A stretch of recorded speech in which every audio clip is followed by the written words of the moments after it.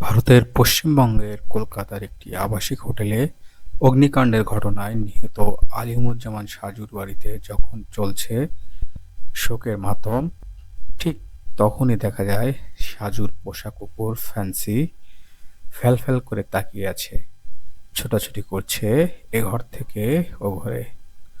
কুকুরটিও যেন তার মালিককে খুঁজে পেয়েছে নানাভাবে।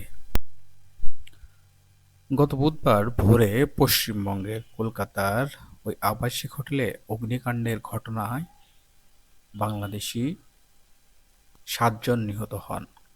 নিহত বাংলাদেশিদের মধ্যে ২ জনের বাড়ি সাতক্ষীরার কালীগঞ্জ উপজেলার তেঁতুলিয়া ইউনিয়নে।